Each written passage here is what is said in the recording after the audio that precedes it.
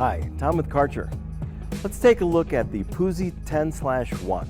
Puzzi is a German term for extractor, 10 for 10 liters, which is 2.5 gallons of fresh water and recovery, and 1 for 1 motor.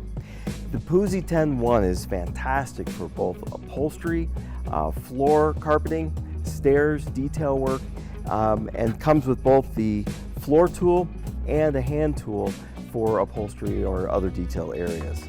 We'll look at the maintenance, operation, and I'll also go over the techniques on how to use this for different types of soils and applications. Let's get started with the operation of our Puzzi 10/1. In the freshwater tank, we have a filter, and I want to make sure that filter is clean. If not, let's rinse it out and replace. Very handy with the Puzzi 10/1 is that the front recovery bucket is also perfect for the freshwater. So I've actually just put some fresh water in there, and we'll pour it into our freshwater tank. We want to use warm water. We don't want to go over 125 degrees. We could use cold water, but warm is going to be a little more effective for extraction. So we're going to put our recovery bucket back in place, and we're going to make sure our lid is sealed, otherwise we won't get a good vacuum suction. All right, you've heard of carpet spots and stains. What's the difference? A stain is a soil that's been on the carpet more than 48 hours, so it's going to be a little harder to get up. This is actually a spot or a spill, and in this case we have some salad dressing on the carpet. So we're going to show you how to use the Puzzi 10/1 to vacuum that up. First off, we're going to use the vacuum, and we're just going to work from the outside in and pull up as much of the debris as we can. We don't want to spread the stain out. Then we're going to turn on the water. We're going to apply a little water on the push and vacuum on the pull, and once again we're going to work from the outside in, and we're going to also work at a 90-degree angle, and we should be able to get rid of this with just plain water. If in fact this was a stain or had been on the carpet for much longer, I would try that process first. Then I would apply some chemical, let it dwell onto the stain for about 10 minutes, and then I would apply the same process again with just water in the machine, and we should be able to get that stain out. If it's still being a little difficult, we can try a third try, but we should be able to get that out most of the time. So let's give it a shot. We're going to start with the vacuum only.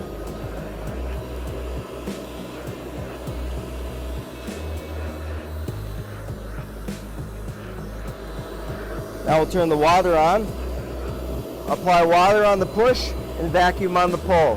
Water on the push, vacuum on the pull. Now we're going to go at a different angle. Water on the push, vacuum on the pull.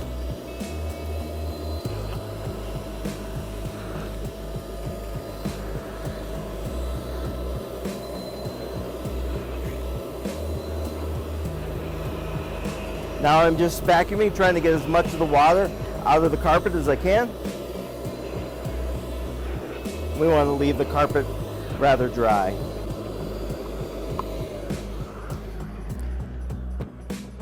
The floor tool has a nice mechanism to make sure we're getting good suction at most any angle. Previous tools you had to keep it at just perfect 45, but this one's a little more forgiving.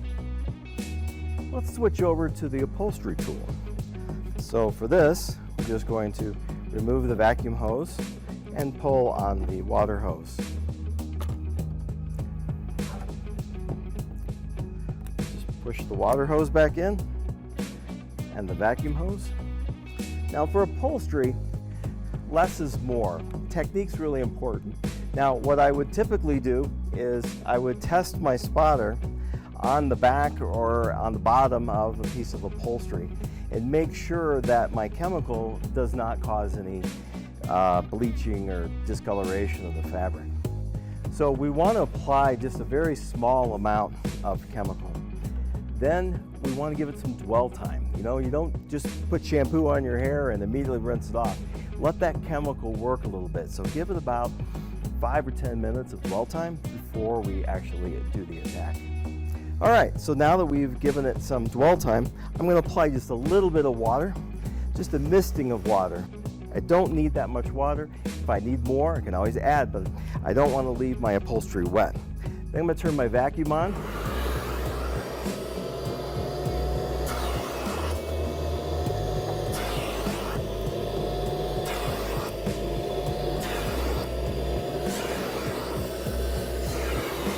And I'm going to go at 90-degree angle as well.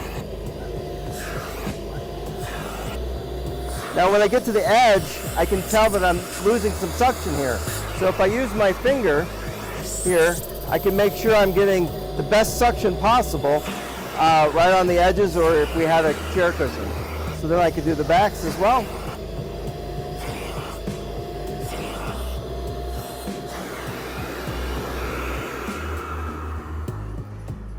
And I think you'll really be amazed at the results you get, and the debris that comes out of the upholstery into the tank is pretty spectacular. So it's a fantastic tool.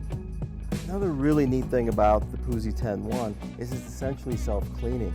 We're going to insert the hose right into the fresh water tank, and that's going to flush out the hose and all of the components in here. You know, we may have picked up some pretty interesting things here. We don't want a science experiment happening inside our hose. So I'm going to go ahead and rinse this out, vacuum it out, and clean all at the same time.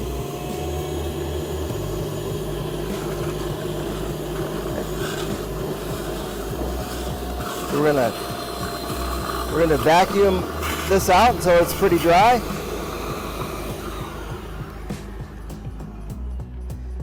Now all of that water has flushed out our hose, gone into our recovery tank. We can remove that. I also like to check our fluff filter here, and if there's any debris on there, I can wipe that off with a towel and clean that off. I'll bring the bucket back clean. I'm not going to put the lid back on tight because I want to give it a chance to air dry. If you have more questions, consult www.kärcher.com or talk to your local Kärcher sales rep, and they'll get you more information on the Puzzi 10-1. We also have a Puzzi 8-1, which is 8 liters instead of 10, and it comes with the hand wand only, and the floor tool is optional. So the 10-1 and the 8-1 are almost a must-have for any facility. Kärcher makes a difference.